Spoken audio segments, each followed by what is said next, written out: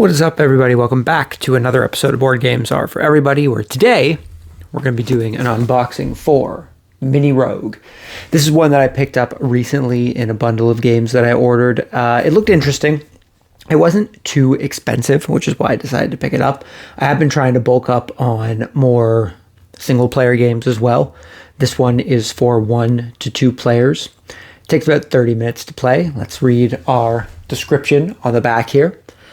As the sun sets over the city, the king elects you, a champion, to retrieve the Og's blood, a fabled and mysterious artifact rumored to be a ruby gemstone. Inspired by roguelikes and old-school dungeon crawler video games, Mini Rogue is an engaging solo or 2-player game that will immerse you into the depths of the dungeon. Every level is randomly laid out, each encounter plays out differently, and of course, death is final. Choose from a selection of characters with distinct skills, use your wits, and rely on luck to overcome ever-growing odds. Unravel the mystery behind the Og's blood with the campaign mode, or play with a friend using the cooperative rules. Now, I'm a big fan of dungeon crawlers. I'm a big fan of roguelikes, one of my favorite types of video games.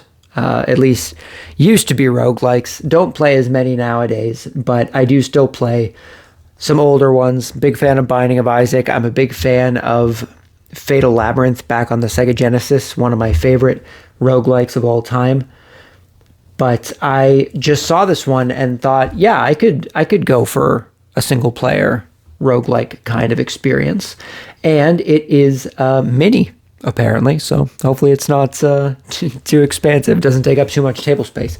Because it would be nice to be able to carry this around with me if I needed something to play in a pinch. So let's get this open. I didn't bring my compass, which is what I was using to unbox things. Let me see if I can find something here. Maybe I can just get a corner here and get it off. This one seems possibly rippable. Once again, just the age-old not being able to open things. I should have thought of this before I started the camera. There's a pen over there I could try and use. I think my compass is over in the corner there. This isn't working. I'm going to grab that pen. Give me a sec.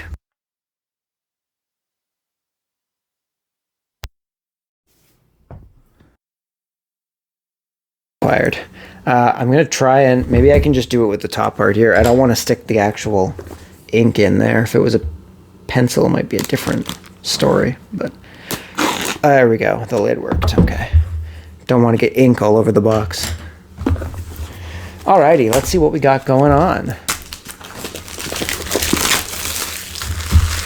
Nice box. They have the on the front here, kind of, I don't know how well you can see it in the camera. There, that's a little better.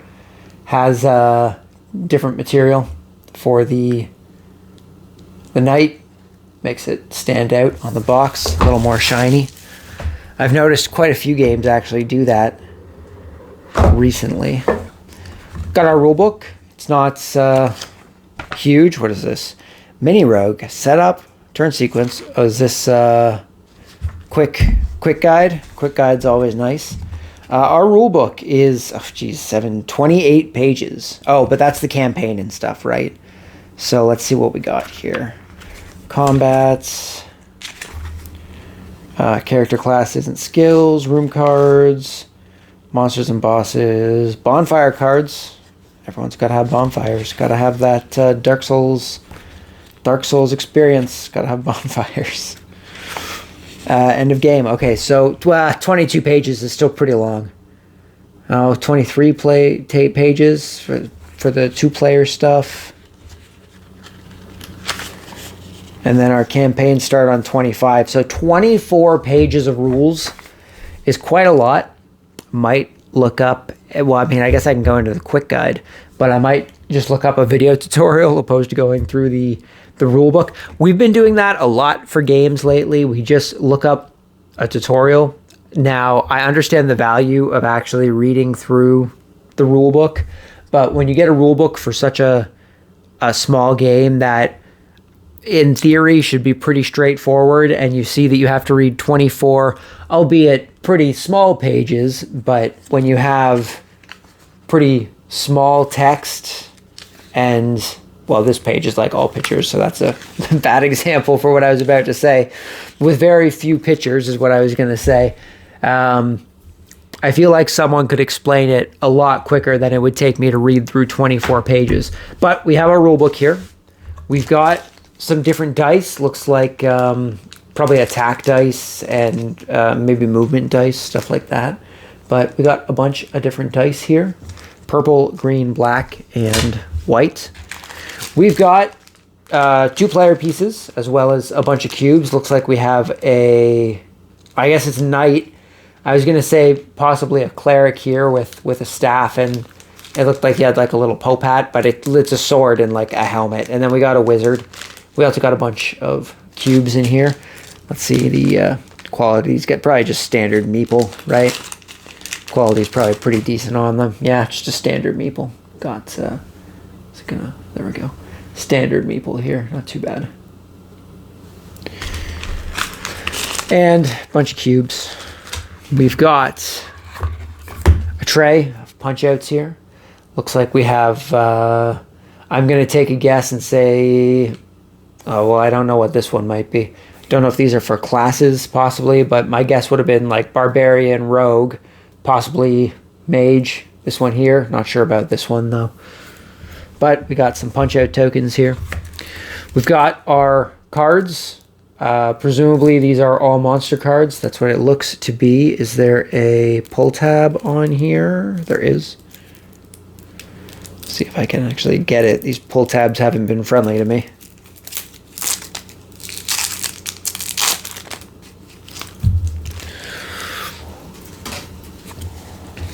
So it looks like we've got, oh, the ghost seems to be an outlier. Oh, well, the ghost has a reward on the back. We'll check the other monsters. They might all have rewards on the back, but this ghost, spirit, ghost, shade, wraith, I guess it depends on what level it is. Oops.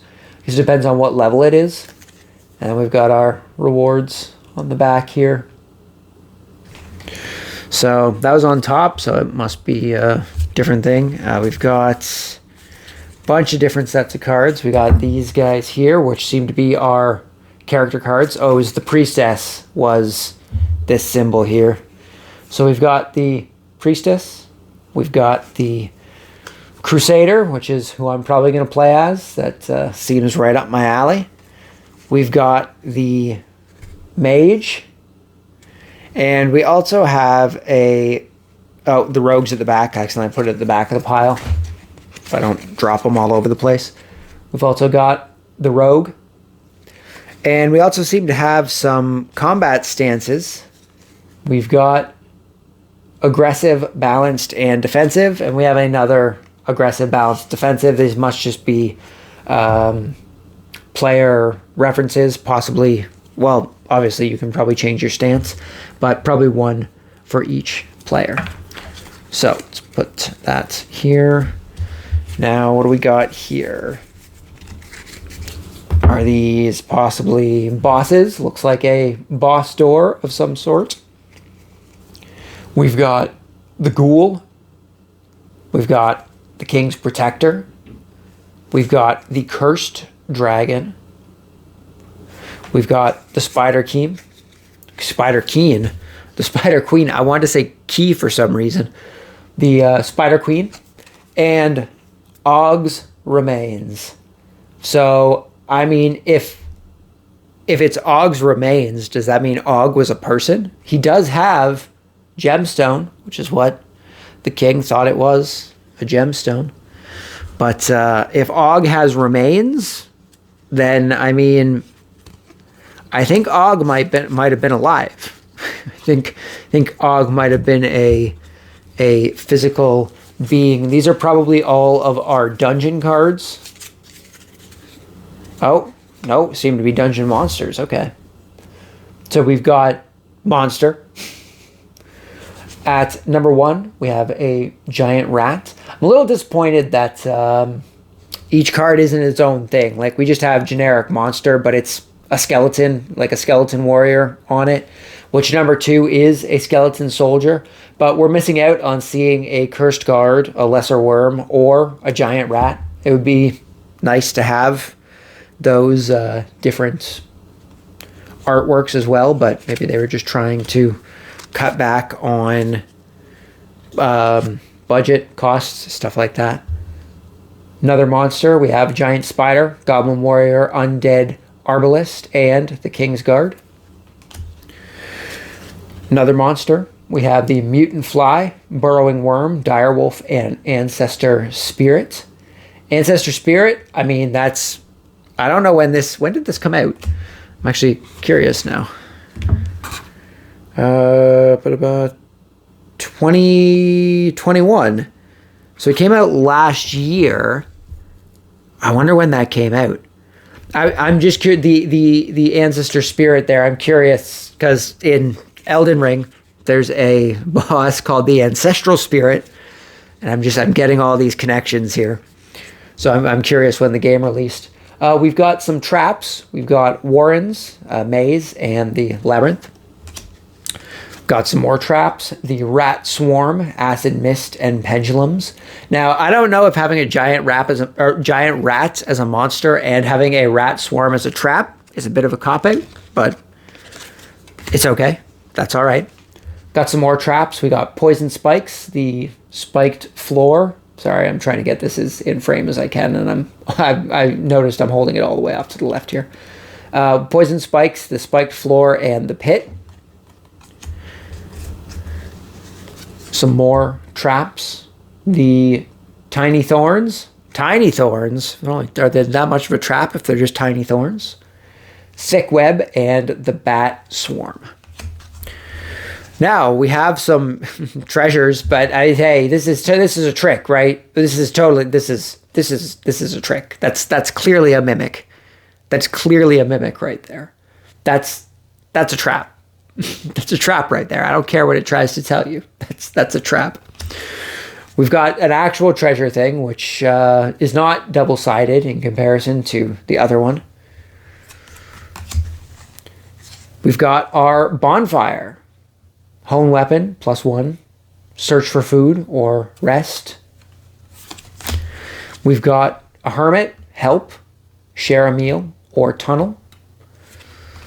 We've got the armory. Can get a rusty dagger, a fair long sword, or a pristine battle axe. We've got a crow. Don't know what the crow does. Air draft, exploration, replace a revealed but unvisited doorway. I'm assuming it's a dungeon piece. Card with a random card from the unused deck. Or overview. After shuffling the dungeon deck, draw the first 2 cards and insert them back in the deck as you see fit. We've got some corridors. Nothing happens. Can I eat that? Rickety planks or an ambush. We've got a tomb with a holy potion, a gold piece, a rat swarm, rations, codex, or a ghost. Oop. We've got a damp cave. These all seem to be locations, I suppose. Hallucinogenics.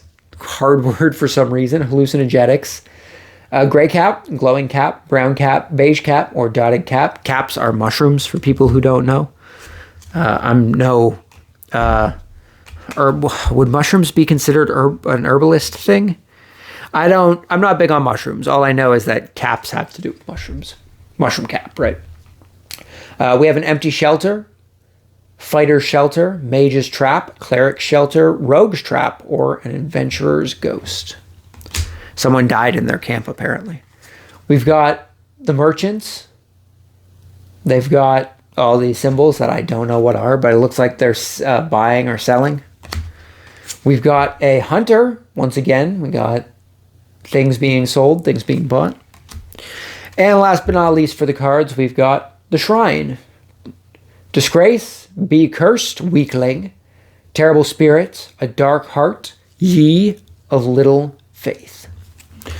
That is everything for our cards. Now we have these big chunky board pieces, which seem to be double-sided. So on this side, we have the dungeon as well as monster HP. We've got floor 1, the sewers. We've got the dungeon, the catacombs, and the sunken keep. On the opposite side, we have the tower. Once again, we have monster HP on the side here. We have... Oh, this one's going the opposite way. This one went from 1 to 4, and this one's going from 4 to 1. So maybe we start down here. We've got the gate. We've got the slippery steps. We've got the windy climb. And we have the vertigo heights as part of the tower. So that's that card there.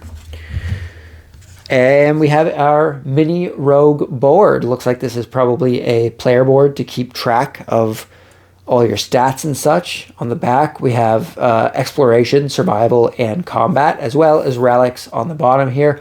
Looks like we have a skill tree for each thing. We can either go right or left. I'm wondering if you can get both of those upgrades or if you have to go the path that you choose.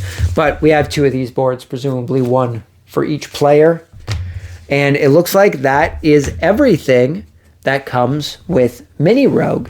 So thank you guys very much for stopping by. Hopefully you enjoyed the video. If you guys have played Mini Rogue, let me know what you think about it down in the comments below. Is it a good game? Do you enjoy it? Does it bring back memories of roguelites, or I guess roguelikes of old? Roguelites are more of a new thing. And if watching this video has made you want to check Mini Rogue out for yourself, let me know that down in the comments as well. It's always nice to see what kind of games people end up picking up based on the stuff that we take a look at. But yeah, that's everything for this video. So thank you very much for stopping by. Hopefully I will see you all next time. But until then, just remember that board games are for everybody. And until then, peace.